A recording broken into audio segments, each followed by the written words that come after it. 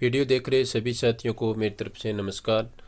तो साथियों, जो रीट पात्रता परीक्षा की ऑफिशियल आंसर की जारी हुई है उसी के अंतर्गत हम यहाँ पर अब सेकंड लेवल के लिए सेकंड शिफ्ट में जो हिंदी विषय के क्वेश्चन हैं उनका यहाँ पर हम ऑफिशियल आंसर के आधार पर आंसर क्वेश्चंस के देखेंगे। तो आप अपना पेपर है वो यहाँ से मिलान कर सकते हैं। और यहाँ पर हम ये जो पेपर देख रहे हैं ये बी सीरीज वाला पेपर है। यदि किसी साथी के साथ या किसी के पास बी सीरीज का पेपर है तो उनको यहाँ पर क्रमानुसार क्वेश्चन है वो मिलने वाले हैं, या अन्य किसी सीरीज का पेपर है तो आप पहले सभी क्वेश्चंस के आंसर देख लें, उसके बाद में आप अपना पेपर है वो मिलान कर सकते हैं। तो आइए शुरुआत करते हैं आज के इस वीडियो की और देखते हैं ऑफिशियल आंसर की के आधार पर सेकंड लेवल के लिए सेकंड शिफ्ट में जो प्रथम भाषा हिंदी के जो क्वेश्चन पूछे गए थे उन सभी के आंसर। तो साथियों, यहाँ पर पहला जो गद्यांश है उसके मैं आपको सीधे प्रश्न के आंसर यहाँ पर बताने वाला हूँ।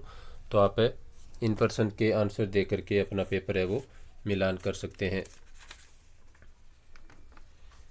तो साथियों, अपना यहाँ पर जो पहला क्वेश्चन है हिंदी प्रथम भाषा के लिए तो वो है साथियों, गद्यांश में प्रयुक्त राजस्थानी शब्द सगड़े का अर्थ है। तो साथियों, इस क्वेश्चन का राइट आंसर माना गया है सर्वत्र। नेक्स्ट है, निम्नलिखित में से किस शब्द का प्रयोग सदैव बहुवचन के रूप में होता है। तो साथियों, इस क्वेश्चन का राइट आंसर माना गया है लोग।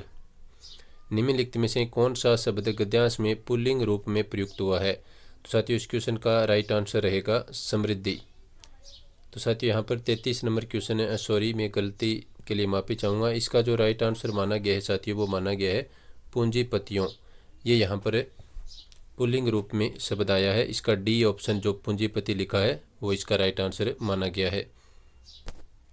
नेक्स्ट क्वेश्चन देखिए साथियों, संस्कृति शब्द का बहुवचन रूप होगा। साथियों, इस क्वेश्चन का राइट आंसर रहेगा संस्कृतियाँ। ये वाला ऑप्शन इसका राइट आंसर माना गया है।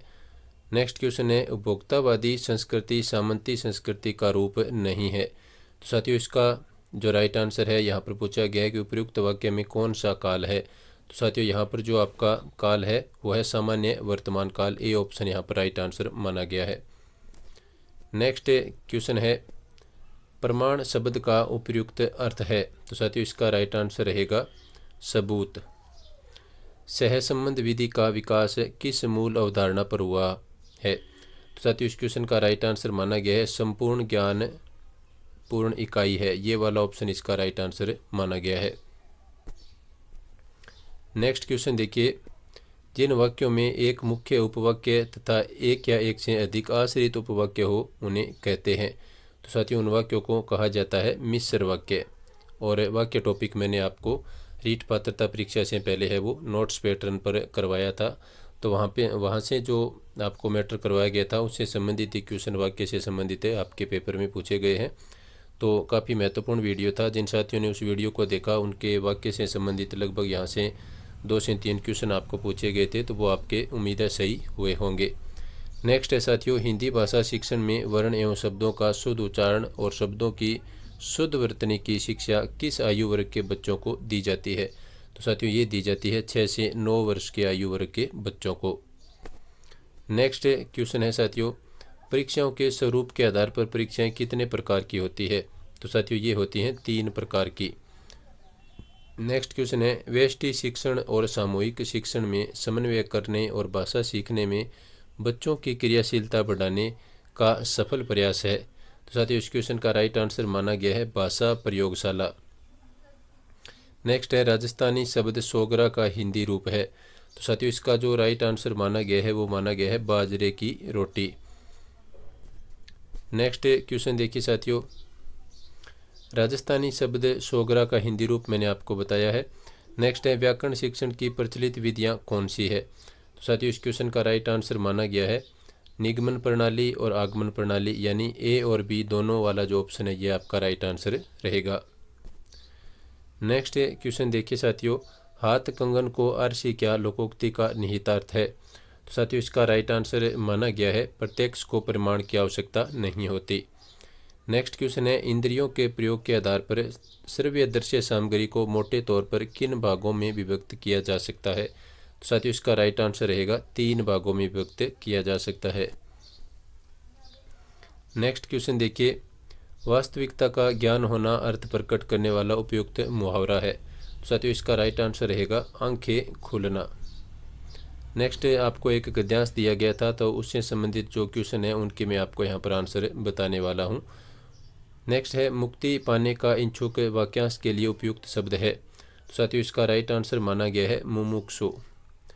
यह भूमि सस्य श्यामला हो जाती है, वाक्य में प्रयुक्त यह शब्द है। तो साथियों यह शब्द यहाँ पर आया है सार्वनामिक विशेषण के रूप में, तो ए ऑप्शन आपका राइट आंसर रहेगा। अनुकूल शब्द का विलोम शब्द, तो साथियों ये काफ़ी आसान क्वेश्चन था, इसका विलोम शब्द होगा प्रतिकूल। नेक्स्ट क्वेश्चन देखिए, फलों फूलों में समास है। तो साथियों इसमें जो समास माना गया है वो माना गया है द्वंद्व समास। पर्याप्त शब्द में उपसर्ग है, तो साथियों यहाँ पर पर्याप्त में परि उपसर्ग है वो लगा हुआ है, परिधन आप्त पर्याप्त। नेक्स्ट है किस विकल्प में सभी शब्द जंगल के पर्यायवाची है। तो साथियों इसका राइट आंसर रहेगा कांतार, विपिन और अटवी। सी ऑप्शन में जो शब्द लिखे गए हैं ये सभी जंगल के पर्यायवाची है। नेक्स्ट क्वेश्चन देखिए साथियों, कृपा शब्द है। तो कृपा शब्द क्या है साथियों, तो कृपा शब्द एक भाववाचक संज्ञा है। किस विकल्प में इक प्रत्यय का प्रयोग नहीं हुआ है वो आपको बताना था। तो साथियों यहाँ पर जो स्टीक लिखा है इसमें इक प्रत्यय का प्रयोग नहीं किया गया है। नेक्स्ट क्वेश्चन देखिए साथियों, यद्यपि भारतीय मनीषी जंगल में रहना पसंद करते थे तथापि वे लोक व्यवहारों से भी परिचित थे। तो इसमें यहाँ पर जो रेखांकित पद हैं वो क्या है, तो साथियों रेखांकित पद है वो समुच्चय बोधक अवयव के रूप में आए हैं। स्रोत के आधार पर चंद्र शब्द है, तो साथियों ये आपका चंद्र शब्द है वो तत्सम शब्द है। नेक्स्ट क्वेश्चन है साथियों, विद्यालय में वे छात्रों के व्यवहार परिवर्तन के संबंध में पद्धतों के संकलन तथा उनकी व्याख्या की प्रक्रिया को मूल्यांकन कहते हैं। यह परिभाषा किसके द्वारा दी गई है। तो साथियों यह परिभाषा दी गई थी कलालेन तथा हन्ना के द्वारा। ए ऑप्शन यहाँ पर राइट आंसर माना गया है। नेक्स्ट क्वेश्चन देखिए, वचनिका अचलदास खींचीरी रचना के रचयिता है। तो साथियों इसके रचयिता थे शिवदास गार्डन। बच्चे की सीखने संबंधी कठिनाइयों का पता लगाने की क्रिया को कहते हैं। तो साथियों इस क्रिया को कहा जाता है शैक्षणिक निदान। और अंतिम क्वेश्चन था, परीक्षाओं के वर्गीकरण के प्रमुख आधार कौन से हैं। तो साथियों इसका राइट आंसर माना गया है परीक्षाओं का स्वरूप और प्रश्नों का स्वरूप। तो यानी ए और बी दोनों ऑप्शन वाला यहाँ पर जो ऑप्शन है वो आपका राइट आंसर माना गया था। तो साथियों ये था आपका सेकंड लेवल में फर्स्ट लैंग्वेज हिंदी के लिए आपका ऑफिशियल आंसर की के आधार पर पेपर सॉल्यूशन।